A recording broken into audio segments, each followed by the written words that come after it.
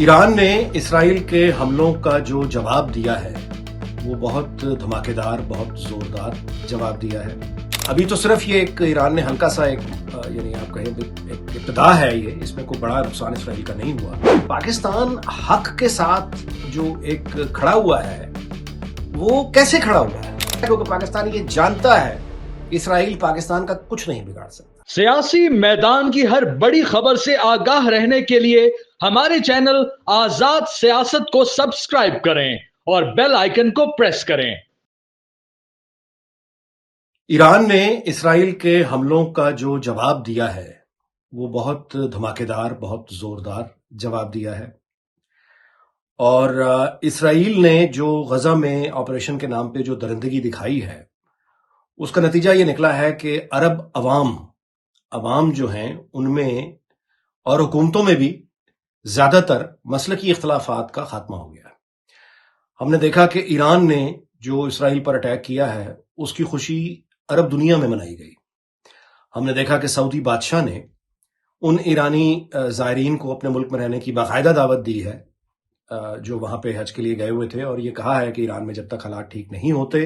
وہ سعودی عرب کے مہمان بن کے وہاں پہ رہ سکتے ہیں۔ اس کے علاوہ بھی عرب دنیا میں یعنی جو عوامی حد تک سوشل میڈیا پہ جس حد تک بھی وہ خوشی کا اظہار کر سکتے ہیں وہ اطمینان کا اظہار کر رہے ہیں کہ ایران ایک اور نیا بڑے پیمانے کا غزہ نہیں بنا۔ لیکن جنگوں میں ظاہر ہے کہ ہمیں اس بات کا علم ہے کہ جنگ میں جہاں انسان قتل ہوتے ہیں وہاں سچائی بھی قتل ہوتی ہے۔ تو دونوں طرف کے دعوے مختلف ہیں۔ مثال کے طور پہ ایرانی کہہ رہے ہیں کہ انہوں نے اسرائیلی F-35 گرا لیا ہے۔ اس کے علاوہ ان کا یہ بھی دعویٰ ہے کہ انہوں نے اسرائیلی ایک فیمیل پائلٹ کو پکڑ لیا ہے، گرفتار کرنے میں وہ کامیاب ہو گئے ہیں۔ اسرائیل ڈینائی کر رہا ہے دونوں باتیں،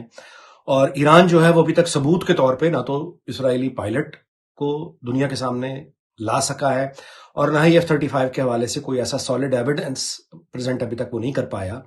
جس سے دنیا کو یہ یقین ہو جائے کہ ایران جو کہہ رہا ہے وہ سچ ہے۔ دوسری طرف سے اسرائیل کے حملے بھی ظاہر ہے جاری ہیں، اور اسرائیل کے حملوں میں جو ایران پر اس نے کیے ہیں، ایران کا نقصان وہ جانی ہو یا مالی ہو یا کوالٹی کی اگر بات کریں تو وہ بہت زیادہ ہے۔ اسرائیل پر جو اٹیک ہوئے اس میں اسرائیلی سویلینز یا کوئی ان کی اتنی بڑی تعداد نہیں ہے، نہ ہلاک ہونے والے کی نہ ہی زخمی ہونے والوں کی، اور جو عمارتیں تباہ ہوئی ہیں وہ ان کے بارے میں بتایا یہی جا رہا ہے کہ وہ خالی تھیں۔ لیکن اس کے باوجود اسرائیل نے جو جواب دیا ہے اس سے تل اویو اور دیگر اسرائیل کے علاقوں میں رہنے والے لوگ، شہری آبادی، وہ کم از کم اس عذاب سے گزرے جس سے غزہ کے عوام جو ہیں وہ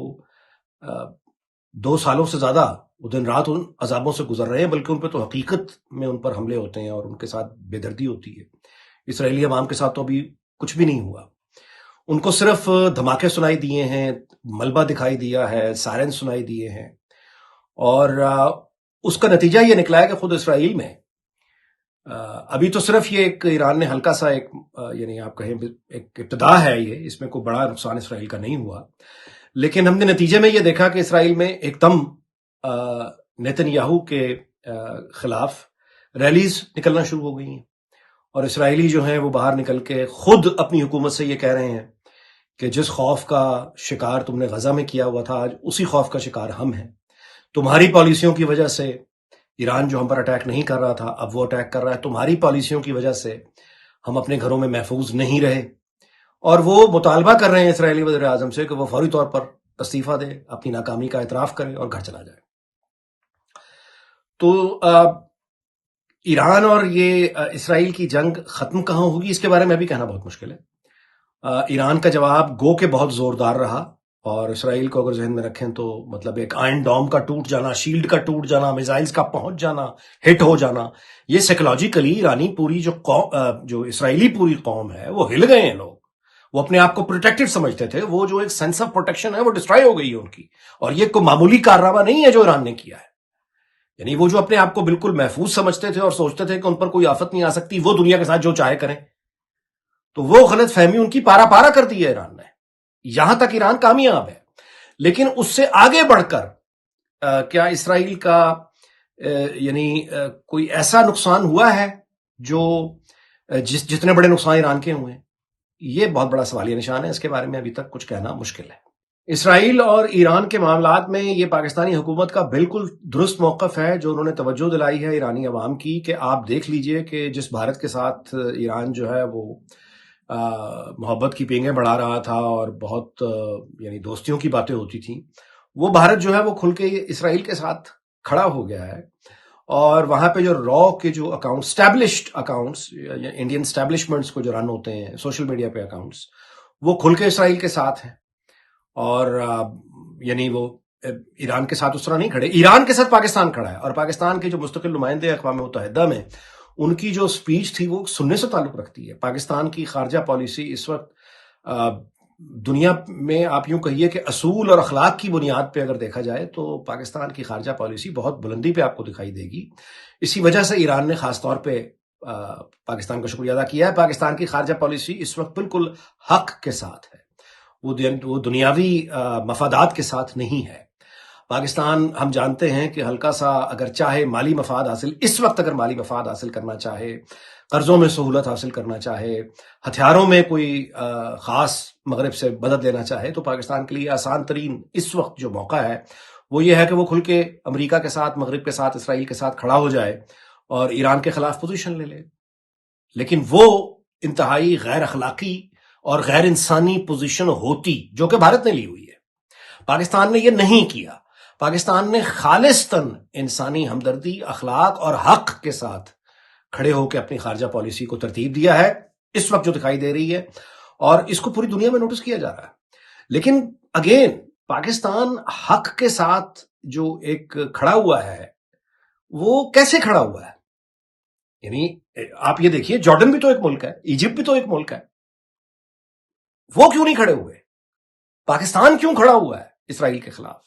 کیوں سینہ تان کے وہ کہہ رہا ہے کہ اسرائیل ظالم ہے، اسرائیل نے جو کیا ہے وہ انسانیت کے خلاف جرم ہے؟ پاکستان یہ کیوں کر پا رہا ہے؟ اس سوال کا جواب بڑا سادہ ہے، اور وہ یہ ہے اس لیے کہ پاکستان یہ طاقت رکھتا ہے، وہ مسل رکھتا ہے، نیوکلیر ٹیکنالوجی رکھتا ہے، ایئر فورس رکھتا ہے، نیوی رکھتا ہے، وہ طاقت رکھتا ہے، وہ مسل رکھتا ہے کہ جب وہ چاہتا ہے وہ حق کے ساتھ نتائج کی پرواہ کیے بغیر کھڑا ہو جاتا ہے، کیونکہ پاکستان یہ جانتا ہے کہ اسرائیل پاکستان کا کچھ نہیں بگاڑ سکتا۔ اور خاص طور پہ اس وقت جب پاکستان کے پاس اعتماد کی بہت زیادہ حیرت انگیز اضافہ ہوا ہے، کیونکہ بھارت کو جو شکست دی گئی ہے وہ اسرائیل اور بھارت کی جوائنٹ ٹیم کو شکست دی گئی ہے۔ تو اسرائیل سے پوری مسلم دنیا میں اگر آپ دیکھیں، کوئی ایک ملک جو اسرائیل سے ہرگز خوفزدہ نہیں ہے، بلکہ اسرائیل اس کا نام لیتے ہوئے بھی ڈرتا ہے، کیونکہ اگر آپ یاد کریں تو پاک بھارت کانفلکٹ میں یہی نتن یاہو تھا جس نے کہا تھا کہ ہم بھارت کے ساتھ کھڑے ہیں اور ہم پاکستان کو سبق سکھائیں گے، اور وہی نتن یاہو ہے جو پاکستان کے خلاف اب ایک لفظ بھی نہیں بول رہا۔ یعنی پاکستان ایسے کی تیسی پھیر رہا ہے اسرائیل کی کھل کے، لیکن اسرائیلیوں کی ہمت نہیں ہو رہی، کیونکہ وہ ایک ہی وقت میں ایران کے ساتھ اور پاکستان کے ساتھ وہ محاذ نہیں کھولنا چاہتے، اور ان کو یہ ڈر ہے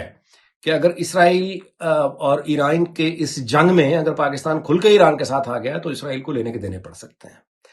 کیونکہ پاکستان کے ساتھ چین ظاہر ہے کہ وہ پارٹنرشپ ہے اور ایک بالکل ہی نئی طرف معاملہ مڑ جائے گا، لہٰذا اسرائیل پاکستان کے معاملے میں خاموش ہے۔ دیکھنا یہ ہوگا کہ ایران جو اب رد عمل، کیونکہ یہ جنگ ابھی جاری ہے، اس کے فیصلہ بھی نہیں ہوا، یہ جنگ تو ابھی جاری ہے، تو ایران کا ابھی تک نقصان زیادہ ہے، اسرائیل کا ٹھیک ہے بہت بڑا نقصان اس کے امپریشن کو پڑا ہے، اس کے امیج کو پڑا ہے۔ مغرب میں، یورپ میں اور امریکہ میں انسان دوست لوگ جو غزہ میں اسرائیلی بربریت کے خلاف مستقل آواز اٹھائے چلے جا رہے ہیں، وہ لوگ بھی خوشیاں منا رہے ہیں۔ ایران کے اس اٹیک پر جو تل اویو پر ہوا ہے، وہ لوگ باقاعدہ خوشیاں اس لیے بھی منا رہے ہیں کیونکہ وہاں پہ کوئی انسانی المیہ اتنا بڑا نہیں ہوا، لیکن وہ جو شٹر ہو گیا ان کا کانفیڈنس، اس پر آئرلینڈ سے لے کے اور اسکاٹ لینڈ سے لے کے اور انگلینڈ اور فرانس اور جرمنی اور امریکہ کے وہ تمام انسان دوست لوگ جو یہ سوال کرتے تھے کہ اسرائیل کا ہاتھ آخر کس نے روکنا ہے، وہ لوگ تو خوش ہیں کہ اسرائیل کو یہ جواب ملا ہے۔ لیکن یہ ابھی دیکھنا باقی ہے کہ یہ جنگ ابھی کہاں تک جاتی ہے، کیونکہ ایران اگر آگے بڑھ کے امریکی اڈوں کو نشانہ بناتا ہے تو پھر معاملہ بالکل مختلف ہو جائے گا۔ سو دیکھنا یہ ہے کہ یہ بات کہاں تک جاتی ہے اور ایران کہاں تک کھڑا رہتا ہے۔